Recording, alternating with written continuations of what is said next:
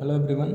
So we have seen Bezier curve and Hermite cubic spline. Okay, so the more flexible curve than the Bezier and the Hermite cubic spline curve is nothing but the B-spline curve. Okay. So the B-spline curve have the local control. Okay, so in case of Bezier curve and Hermite cubic spline, we have seen the curve control is global. Okay, if you change one point, the complete curve will get changed. If one data point, if you change.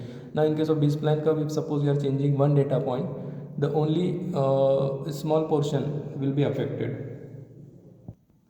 Okay, so those vertices around the moved vertex will be affected only. Okay, so now the major problem associated with the Bezier curve is that with an increase in the number of control points, if you are increasing the number of control points, the degree of polynomial will get increases. Okay, so here n plus 1, if suppose n plus 1 data points are there, so n degree of polynomial will be there. In the last example we have seen, but in this case the degree of polynomial will not get increased. So how the B-spline curve will work? Okay, so I will explain you.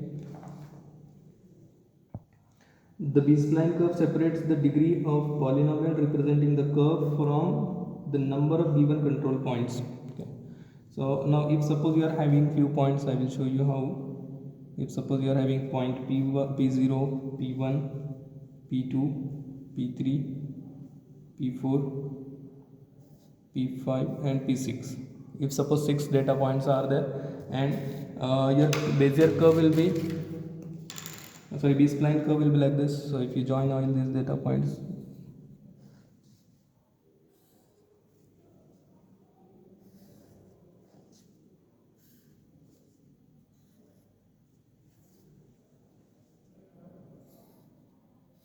okay, so the curve will be like this. Initially it will go towards this, then towards C.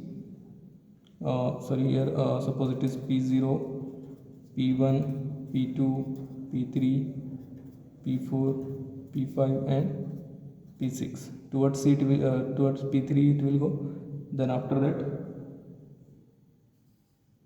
it will go towards P5, P4, P5 and then at end it will join. Okay, so the B-spline curve is again passing through the first and last point only, but the remaining points will be the control points.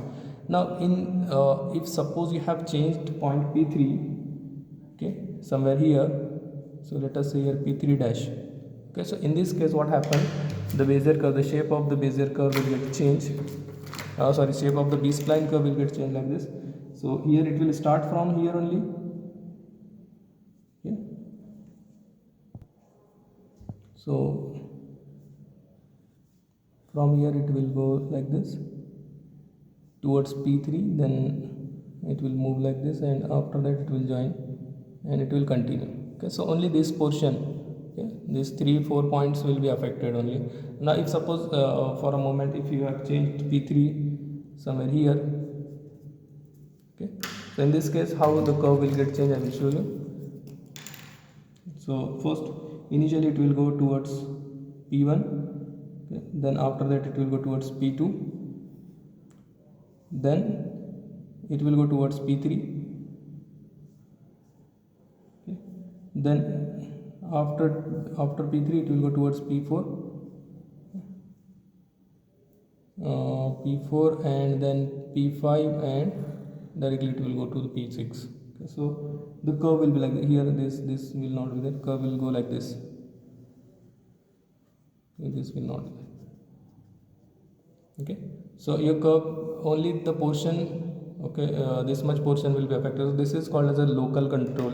Okay, so in case of B-spline curve the local control is possible, but in case of Bezier and the Hermite cubic spline the local control is not possible. If you change one point the complete curve will get changed. So the advantage of the B-spline curve is B-spline curve give you better control. B-spline curve permits to add or delete the number of control points without changing the degree of polynomial. Okay, so this is the B-spline curve. Thank you.